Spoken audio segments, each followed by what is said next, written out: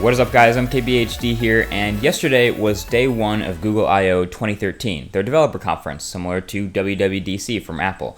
And while there were a ton of interesting announcements yesterday, I'm going to wait to summarize the whole thing and give you maybe my top impressions of it when the whole thing is over. So there are more events today and more tomorrow, so we're going to get to that whole summary later. But there was one particular announcement yesterday that was extremely mind-blowing, that blew a lot of people's minds, including mine. So without any further ado, we're going to go ahead and talk about it. This is the Google Experience Galaxy S4 explained. So there's the original Galaxy S4. It's a very successful phone already in its own right, with more than 6 million sales all across the country. It's the successor to the very popular Galaxy S3, and it was announced a couple weeks ago, and it is doing extremely well. Then another Galaxy S4 was announced yesterday, which is why it was a little bit mind-blowing. But taking a step back, the day before the keynote, or the day before yesterday's keynote, Russell Holly gets all the props for this. He posted an article, or basically published a rumor, but a basically confirmed rumor, that Samsung would be releasing a Galaxy S4 with stock Android on it. And that was a basic summary of it. And I just kind of dismissed that as saying, that seriously, that's never going to happen. There is no incentive for Samsung to do that, no incentive for Google to do that. Why would that ever happen? Doesn't make any sense. Never going to happen. No chance. And so we're watching the Google I/O live keynote, and sure enough, Hugo Barr's on stage. And we've been talking for a lot of different, a whole bunch of different, things. We've been discussing APIs and new refreshes to cloud services and new announcements.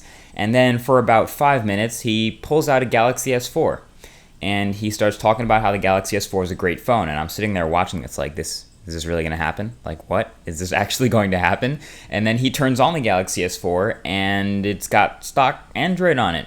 It really does. It has stock Android on it. So at this point, my jaw is on the floor. I have no idea why he's doing this. And he keeps going, and he's talking about how this is going to be a Nexus Experience Galaxy S4. Not only is he holding one, and not only is it a project that's come together in the last week, but this is going to be sold in the Google Play Store. So this is the Google Edition Samsung Galaxy S4. It is going to be sold in the Google Play Store for $649, and it's going to be available on June 26th. Now, about the specs of it, this is running pure Android 4.2 Jelly Bean. And as you've heard, the Galaxy S4 running TouchWiz, or the regular Galaxy S4, has had about 8 gigabytes of storage out of the total 16 that you usually get, because TouchWiz takes up so much. But with stock pure Android on the Galaxy S4, you're going to be able to have, a lot more of that space back. You're going to be able to claim more than about 10 gigs of storage when you get this thing out the box. The updates for the software for this Google Edition phone will be managed straight from Google. That's the thing. So you're not getting updates from Samsung anymore. You don't have to wait for Samsung,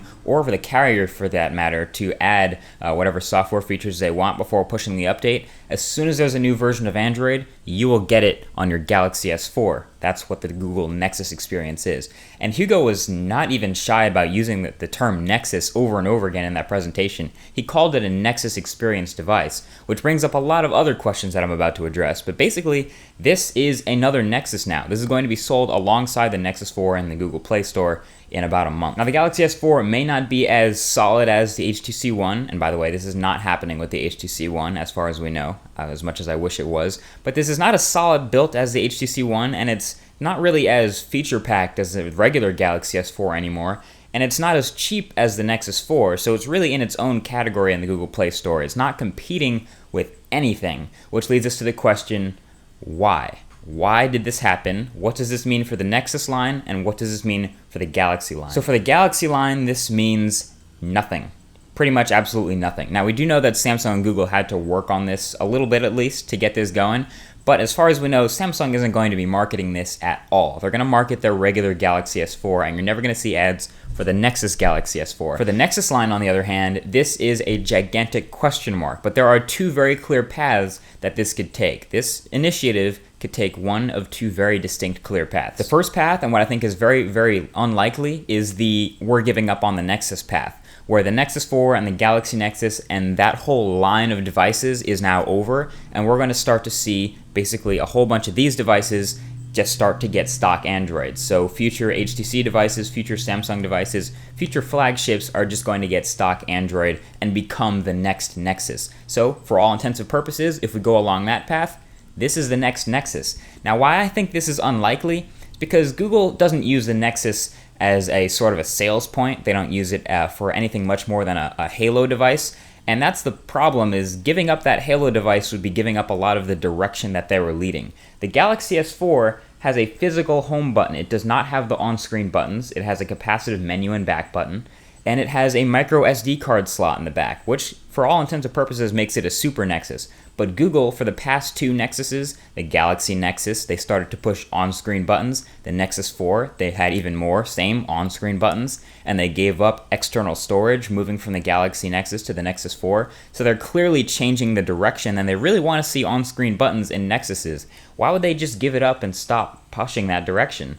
That's very unlikely from what I see anyway. So that leaves the other path. The other path is to continue making Nexuses, and we'll probably see a next Nexus phone later this year anyway, but they could also continue to make Nexus Experience phones. I mean, imagine a Play Store full of awesome devices running stock Android. That would be pretty awesome. Their device updates will all be managed by Google. That would be pretty sweet. And they could just continually add devices whenever they want, and also make actual Nexus devices as they continue to make those Halo devices on the side.